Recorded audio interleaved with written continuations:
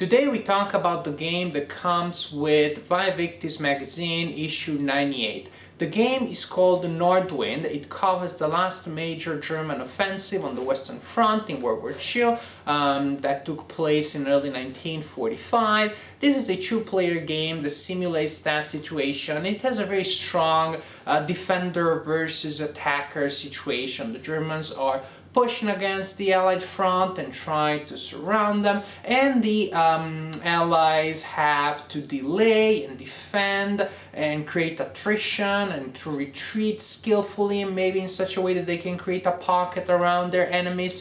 This is a milestone in the history of Victis magazine because it is their first game that comes with die-cut counters. Woohoo! Big plus here. So finally we have not only counters from Victis that look good, like the ones from previous games, but counters that also are good. They look durable, they're really fun to play with. Such a good upgrade. I hope that we'll see more counters like these in the future.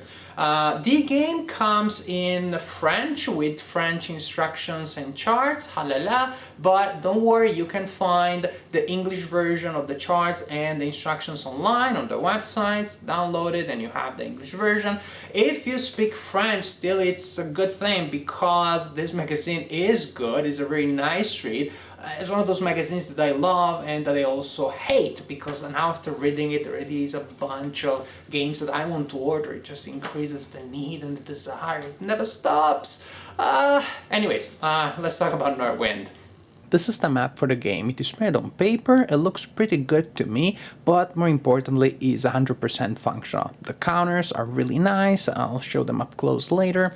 What you see here is initial setup with the Germans ready to attack and the Allied ready to defend here, and then other Allied units around the map. This is actually one of the possible setups because especially the Allied player has a lot of freedom in the position in which the units are placed on the map. Initially, groups of units usually have pretty large segments in which they can be placed, so different combinations and different defensive positions can be tested game after game.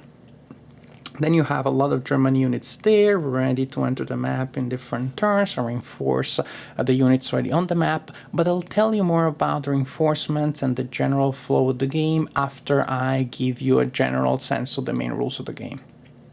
A turn starts with the Allied player rolling a die to determine the weather for that turn. The weather can be clear or cloudy or overcast.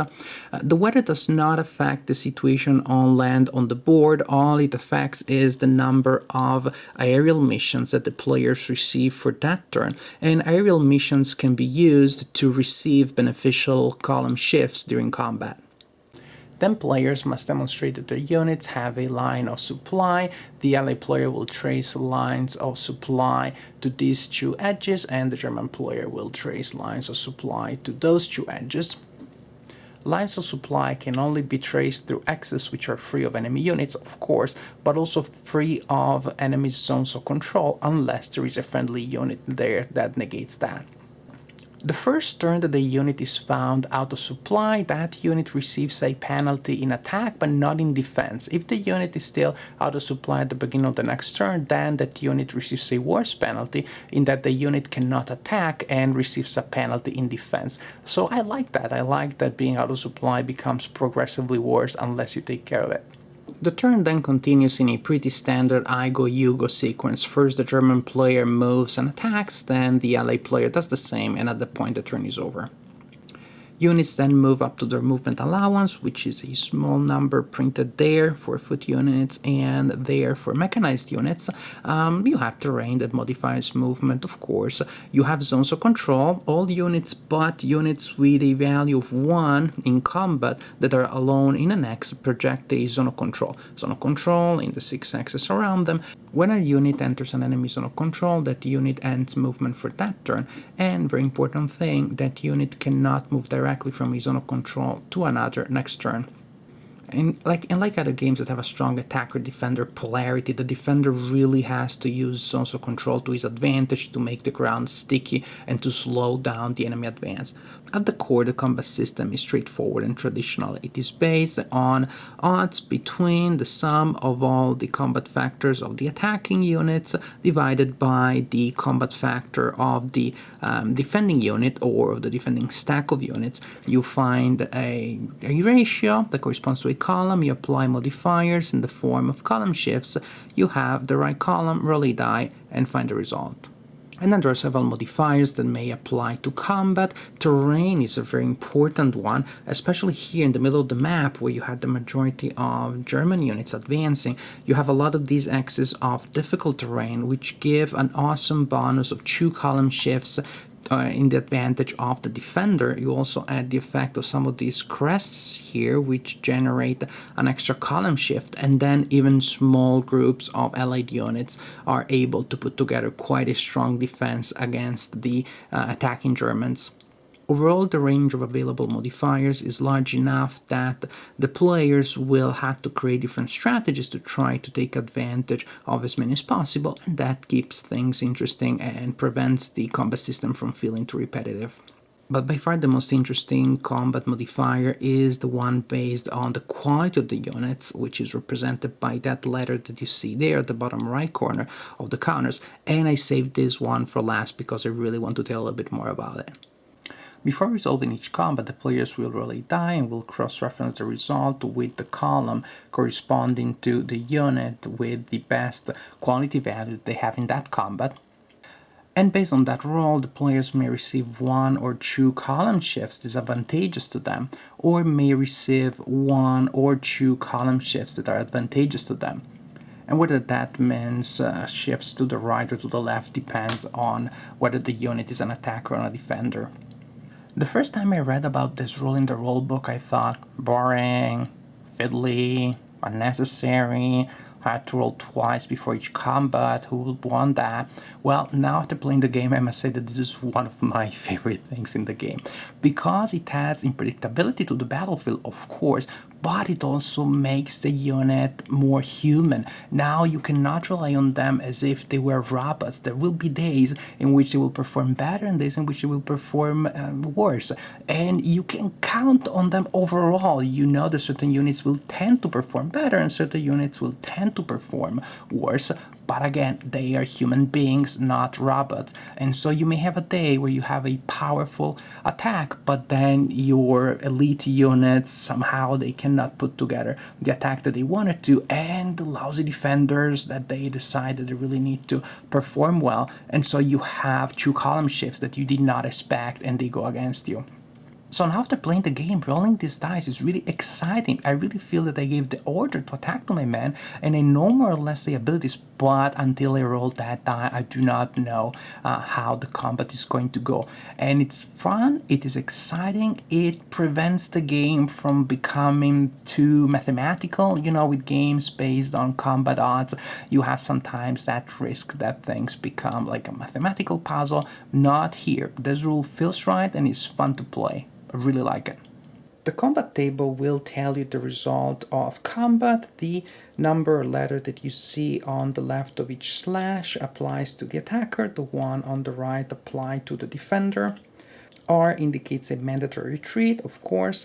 The numbers indicate the number of step losses or retreats that your units have to take. But the very cool thing is that you decide what type of damage your units are taking. For example, if I have a result of 1, I can choose to take a step loss or to retreat my units by 1x. If I have a result of 2, then I can take 2 step losses or 2 retreats or retreat by 1x and take 1 step loss.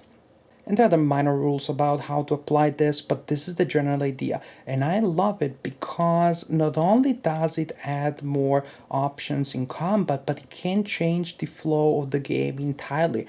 If the ally player relies mainly on step losses, then it becomes a war of attrition. If the ally player decides to retreat more often, then it becomes a much more mobile affair. So I really like the effect that this can have on the overall experience of the game and actually on the replay value of the game, which is increased by this. The game ends in an automatic German victory if the German player controls sovereign for a turn, and if at that point the German player has a certain ratio of step losses with the ally player. Otherwise, the game continues until the end of turn 12, and at that point the winner is determined, counting victory points which are assigned based on control of certain locations and elimination of enemy units. So how does this all come together, and how does the overall game experience feel? Well, at the beginning of the game, you will clearly have a lot of pressure here from the German player, and the LA player will have to exploit terrain to try and delay the Germans for as long as possible. You will have a wave of German reinforcements coming from here, which is pretty dangerous, clear terrain here, so you definitely will need to move units from here as the LA player to create another defense there. Another problem, these Germans are just coming from everywhere. There are more Germans coming in from this area here. Early on in the game, you will have Germans that will try to cross the Rhine River. They can do that only by building a bridge. They can do that only once per game, but then they can cross the Rhine, and as you can see, they are pretty close to Saverne, especially if they are, driving behind you as you're all concentrated here. So you also have to relocate units somehow, sometimes from here or from here, sometimes the reinforcements, to create another line of defense here. This is all the most important because if the LA player manages to eliminate the units that cross the Rhine and manages to occupy all the axes which are adjacent to the bridge on this side of the Rhine, then the bridge is destroyed, cannot be rebuilt, and the German units cannot cross the Rhine anymore, which is extremely important because later in the game there is quite a good group of German units that will enter the game from here. So if the bridge is still there, then they will keep applying pressure here, and in the meanwhile this other line here will be weakened, and then the possibility of a breakthrough from the German side becomes definitely more considerable. If the LA player managed to destroy the bridge, then those reinforcements are stuck there. All they can do is to do tourism, I guess, so the LA player can relocate all of the units that are in this area to that front, and that really will help the LA player.